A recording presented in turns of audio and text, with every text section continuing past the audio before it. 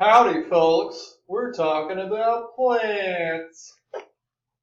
I hate myself for doing that. All right, plant nutrition. I'm trying to make plants more entertaining. I thought maybe I'd wear a silly hat, but I don't have one. So that was my way of making it interesting. Okay, so plant nutrition. Let's go. Let's get right into it. All right. So plants, they need food, right? So plants need food, just like we do. Just because they don't have mouths doesn't mean that they don't eat. Okay, they just make their own food, so they don't need to chew up something else.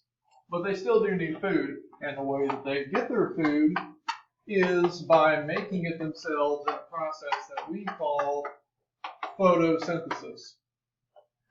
Now, the next question is, what do you need to make or perform, I should say, photosynthesis?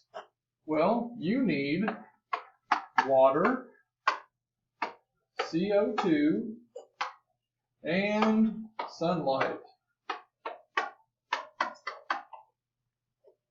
Now, where do plants? Well, they get water from the ground.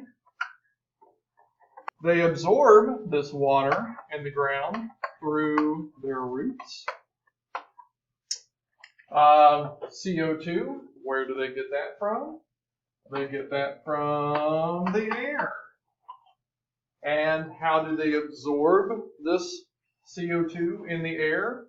Well, they absorb them through these things that we call stomata, which are in the leaves. But stomata are the actual things that are in the leaves where the CO2 is able to get into the plant. And sunlight, obviously, from the sun. Yay! Okay, so these are the three things that a plant needs in order to survive. They got to make food. They got to do something called photosynthesis to food. This is what they need to do the photosynthesis: water, CO2, sunlight. This is where they get them from and how they actually get them into their body. Oh, I didn't mention that sunlight, they absorb it through chlorophyll, which are pigments that are also in the leaves. Okay? All right. So when you put all this together, when you get water from the ground, plus CO2 from the air, plus sunlight, it makes something called glucose, which is a sugar that plants make, and that's their food. This is the food that I was talking about. Okay? So now that we've talked about how plants make their food and how they get everything that they need in order to make their food, that's just part of it. Okay? So now you have a happy little tree. I'm going to turn to Bob Ross for a second. You have a happy little tree, and you have two major systems at work here to deliver everything that the plant needs in order to do what we just talked about, in order to do the photosynthesis, right? So there's two major systems involved: the part above ground and the part below ground. And the part above ground we call the shoot system, and the part below ground we call the root system. Okay? Now, the shoot system is everything above ground, and that is where photosynthesis actually happens. Actually happens here, which is in the leaves, right? That is an olive leaf. Ignore my leaves, okay? But what I want to talk to you about is, as we talked about, H2O, or water, is in the ground, and yeah, it gets absorbed by the roots, but it has to get from the bottom all the way up to the tippy top. And this is where the next part comes in. The plant has something that we call a vascular system.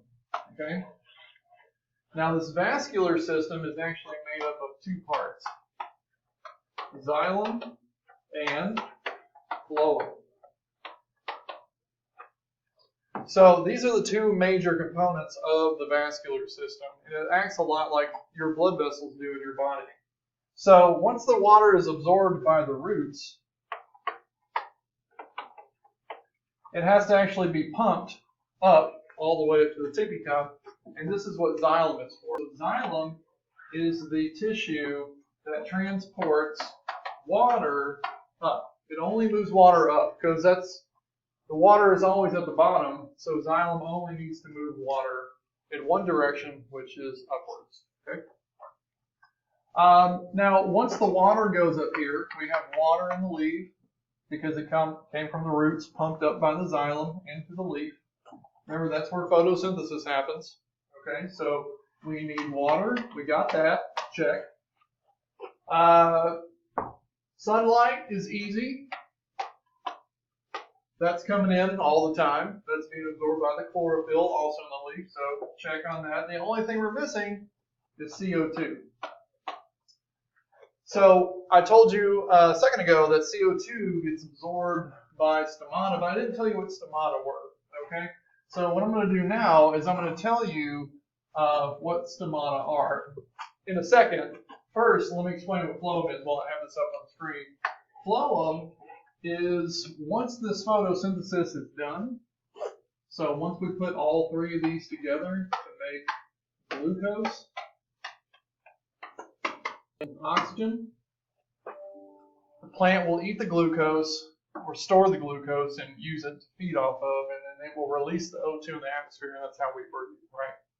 But once the glucose is made, it actually needs to be, it's made here, but it needs to be pumped everywhere. It needs to be transported all throughout the plant. I mean, everywhere, all the way down to the roots.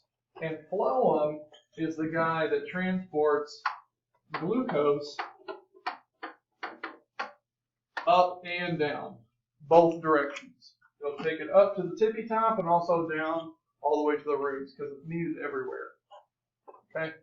So once again, let's go back to CO2. How do plants take in CO2? I told you earlier that it is from the stomata, say that's the tree. If you zoom in on this part right here, you'll see the leaf all close up. There's little veins of the leaf, right? Okay. But in this leaf are these tiny little holes, and they're not that big as I'm drawing, but I'm drawing it so you can see them, right? And if you zoom in on those, you will see that these are actually pores that we call stomata. And the stomata are actually made up of these cashew-shaped things that make an opening, and these two are called guard cells. So this is a guard cell and this is a guard cell. Okay, now these guard cells can open or they can close. They can flex, open, and close. And the reason that they do this is because this is where the gas exchange happens, right? So when we breathe out CO2, CO2 goes into the plant and they release O2 and water vapor. Come out a little bit. This is where dew comes from in plants and grasses. They're releasing water vapor overnight while they're doing photosynthesis. And because, water comes in, a little bit of water also comes out. Just like when you breathe out, water vapor comes out and it actually freezes. And that's why when it's cold outside, you can see the water vapor freezing. Plants are no different. They also breathe out water vapor. So when the water vapor comes out, it condenses overnight when it's cool, settles back down, and that's what makes dew all over the ground. That's why all the grass is wet in the morning when it's cool out. So water is coming out. However, when there is little rainfall and there's no water in the soil, well, first of all, photosynthesis stops happening. So if there's no water, there can be no photosynthesis because that's one of the things you need to do it. But also another thing that happens is that these guard cells that make up the stomata, you got to say it like an Italian, stomata, and I'm half Italian, so I can get away with that. So the stomata, they close, well, the guard cells close to close off the stomata to prevent this water vapor that would usually leak out from leaking out, okay? So it stays trapped inside, so the plant doesn't dry out and die, okay? So, in review, the things that I want you to know are xylem moves water up, phloem moves glucose, which is food, up and down. I want you to know that stomata are for CO2 and O2, CO2 in and O2 out. I want you to know that guard cells make up that. I want you to know that roots absorb H2O and other trace minerals in the soil, which then get transported by the xylem up, and then photosynthesis happens and the glucose goes all over the place everywhere else. I want you to remember roots and shoots. Roots is below ground, shoots is above ground. And when there is little water, the stomata close because the guard cells flex and close to keep the water from coming out. Photosynthesis stops, but water evaporation also stops. And that's everything. All right.